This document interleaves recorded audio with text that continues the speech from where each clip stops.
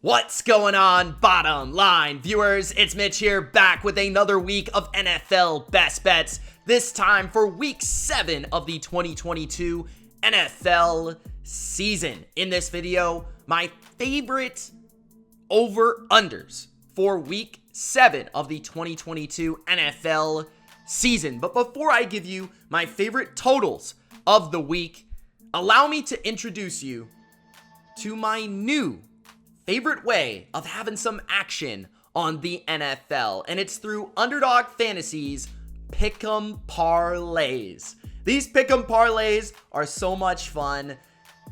You can 20 times your money on Underdog Fantasy, guys.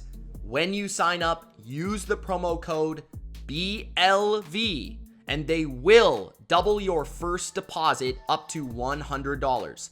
Allow me to show you what I'm talking about when it comes to the Pick'em Parlays on Underdog Fantasy. Make 2 to 5 picks, get them all right, and you can win up to 20 times your money in a single night, guys. It's a great offer. As you guys can see, the multiplier right here goes from 1 to 3 to 6 to 10 to 20, depending on how many picks you make.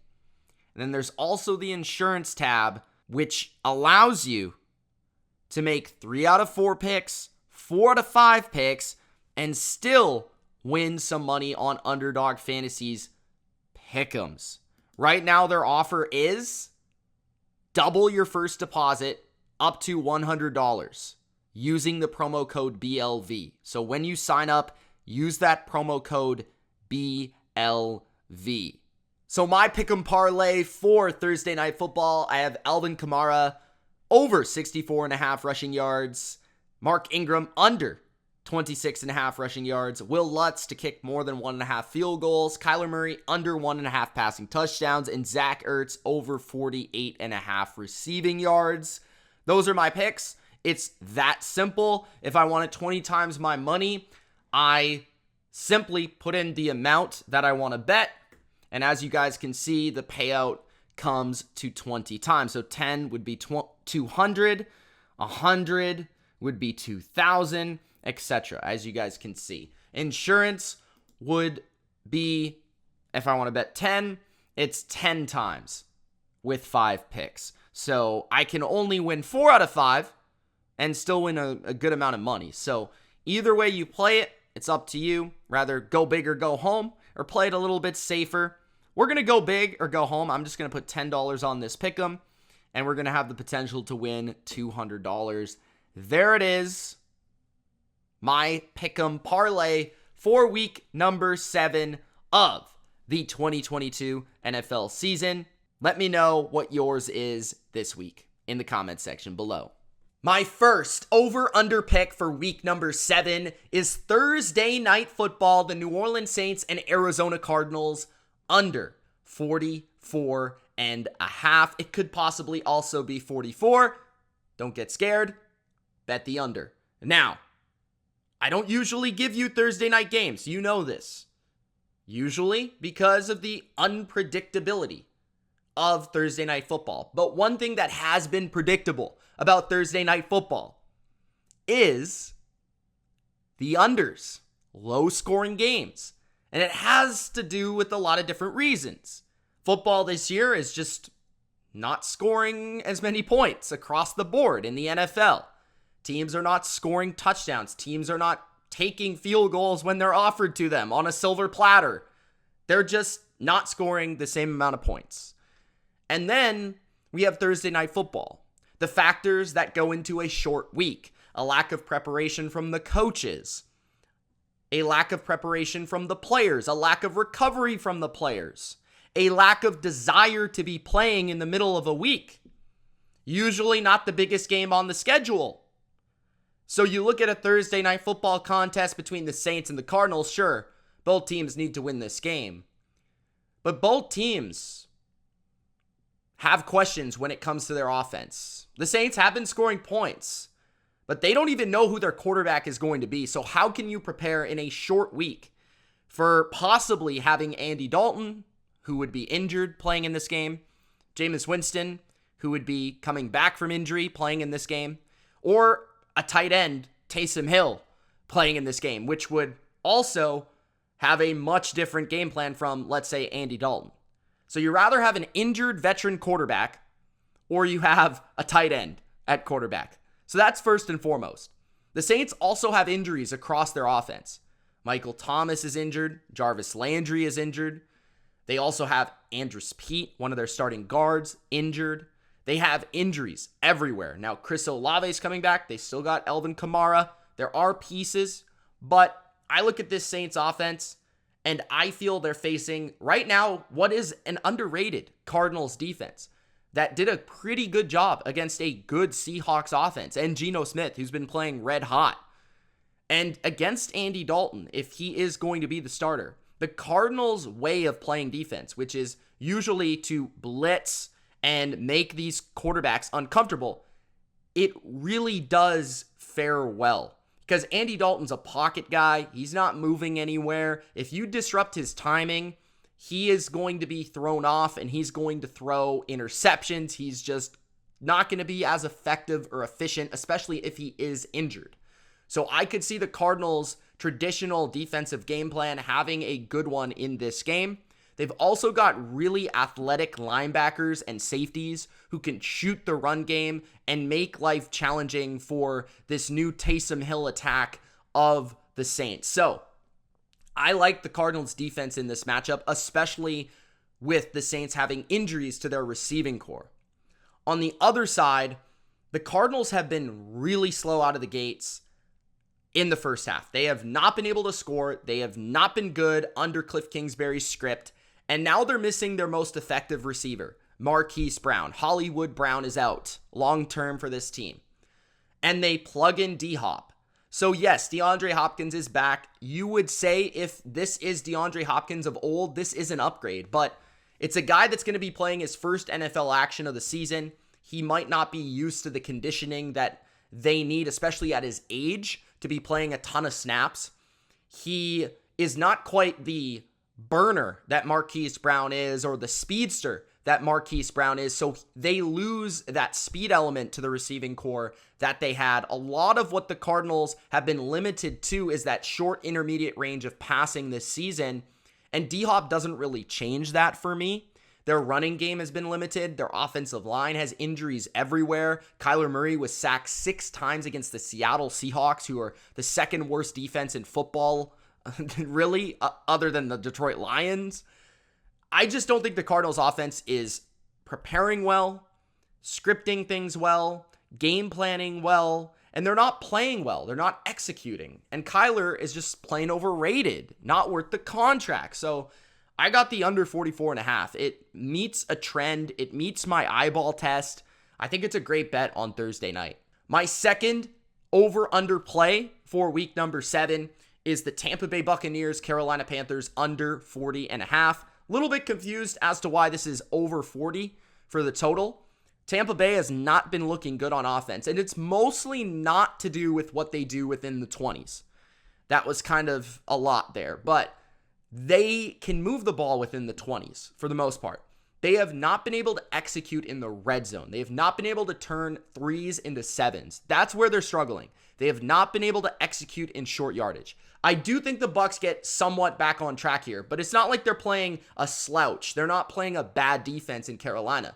Carolina's mostly not as good on paper or their stats on defense as they probably are when you watch them, because their offense is so putrid, so bad that eventually their defense gets worn out because they're playing double headers within one game.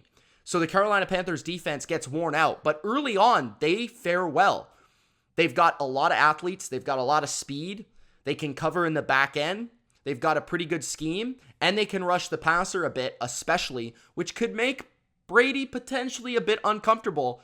His left guard has been lousy. They haven't been able to run the ball. Now, the Bucs will be able to move the ball if they do go to more of a pass-heavy script, but I don't know how much faith I have in Byron Leftwich right now to shift his thinking, because he's been bad. So the Bucs, yeah, sure, maybe they get to 27, maybe even 30 in this game. If that's the case, maybe they flirt with the over, but the Carolina Panthers have to score in this game as well, and that's the problem for me. The Carolina Panthers, they have PJ Walker at quarterback. They have a Christian McCaffrey only offense. It's a singular attack. DJ Moore is missing in action. Robbie Anderson is in Arizona. Like, they don't have anything to work with here on offense. And their plan under Ben McAdoo is extremely simple, especially against a Tampa Bay team that's going to be sending blitzes left and right, going to make PJ Walker uncomfortable. And you know they're angry after a game they played against Pittsburgh where they were terrible on 3rd and long. So I feel like the Bucs potentially getting Mike Edwards, one of their better safeties, back. I think that this Bucs defense comes to play. I think Brady does play better than he did against Pittsburgh, but I don't think it's going to be enough against a good Carolina defense to make this go over the total. So I got the under 40.5 here. My third over-under pick for week 7 is the Cleveland Browns, Baltimore Ravens over 45.5. This is a play on both offenses are better than both defenses. It's really that simple. Baltimore's offense is better than their defense. Cleveland's offense is better than their defense. Cleveland's defense is putrid. They played Bailey Zappi. They understood that they needed to make Bailey Zappi beat them, which was a check mark in their favor, right? That's the good plan to go with.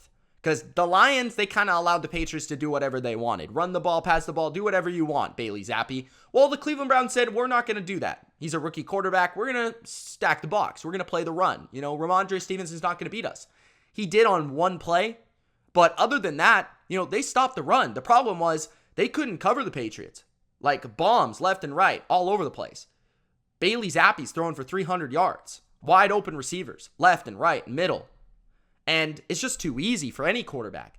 So now you have Lamar Jackson. You have a similar bind that you're put in as a defense where you got to defend and respect the run game because it's an elite run game, just as New England is. But it has more to offer with Lamar, right? Not quite as good with the running back, but better with the quarterback. And you have to try to defend that. If you don't, you're going to get ran all over, period. If you defend that and stack the box and prepare for that, well, Lamar has proven that he can hit big plays down the field, especially if Rashad Bateman's in the lineup. So I like the Ravens to bounce back on offense here against a really bad defense.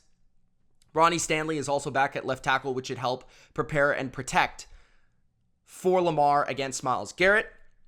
And the other side of things, the Browns offense is a lot better than they showed against New England. New England has an elite defense. They have a very good defense. They can stop the run. They can stop the pass. Belichick's a mastermind.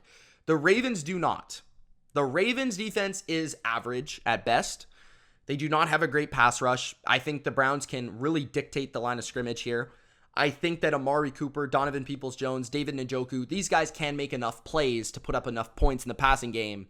But I don't think the Ravens will be able to stop the run quite as well as the Patriots did. I think the Patriots really honed in on Nick Chubb, but had the coverage men in the back end to do so. I don't know if the Ravens have the best of both worlds quite like New England does. So I think Nick Chubb has a bounce back, runs for 100 yards, breaks some big runs, and then Jacoby helps on top of that. When this becomes a Jacoby-centric game, that's when they start to not score as many points. But that was really the only game where the Browns weren't scoring points or weren't moving the ball with consistency. So I think the Browns get back on track offensively. I think the Ravens get back on track offensively. I think they go well over 45.5 in this divisional contest. My fourth over-under game is the Indianapolis Colts Tennessee Titans over 42.5.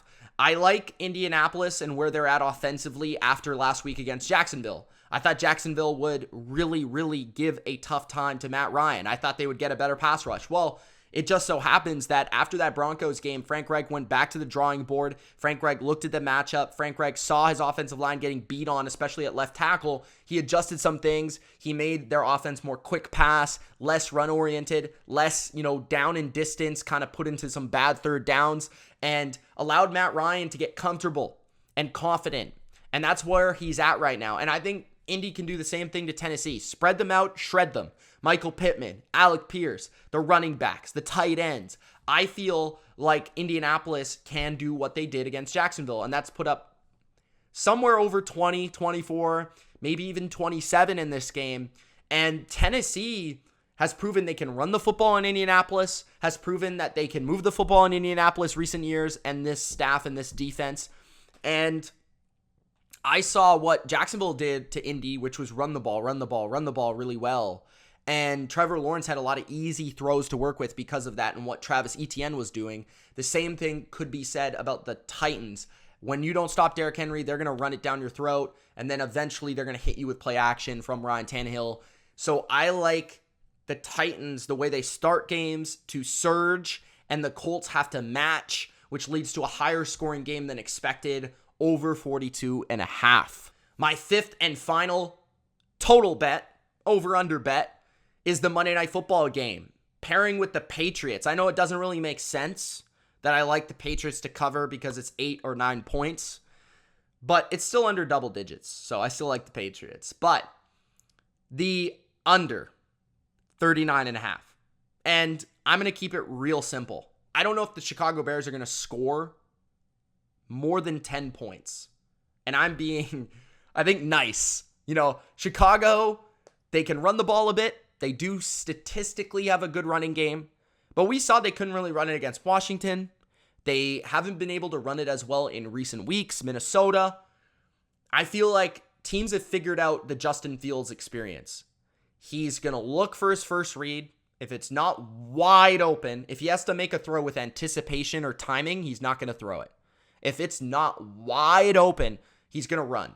New England will have a rush plan for that. That's what Belichick does. He's great against these run quarterbacks. He's great against these one-read guys. He's great at confusing these young guys, and he's going to be prepared for the run game. There's no doubt. He just faced Nick Chubb. He's going to be prepared for David Montgomery. So it's really that simple. It's just a fate of the Chicago offense to not score over 10 points. And the Patriots offense, they're not going to be able to carry the entire weight of this total. So I think they kind of take it easy on a Thursday. I'll also say that Chicago's defense isn't that bad. They're a lot better than the Browns. They're a lot better than the Lions. So if it is Bailey Zappi, I do think Chicago's defense is the best unit that Zappi's played. If it's Mac, maybe perhaps he has some rust, and that leads to more of an under. I'd also say that the Bears' weakness relies in their run defense, more so than their pass defense. So I do think that Patricia, Belichick, game plan for that. They run the football. They know that they can win this game through defense, running the football, and special teams. So they're not going to go out of their way to make things tricky or aggressive through the passing game. I think the Patriots are impressive on Monday night, but I don't think they have to be overly impressive or dangerous or explosive on offense to do so. So I think New England wins, and I think that it is an under 39.5. Those are my over-under picks for week number 7. Hope you guys enjoyed, and don't forget to sign up to Underdog Fantasy using the promo code BLV. Make sure to check out those pick'em parlays. I'll be there. Peace, guys. Good luck.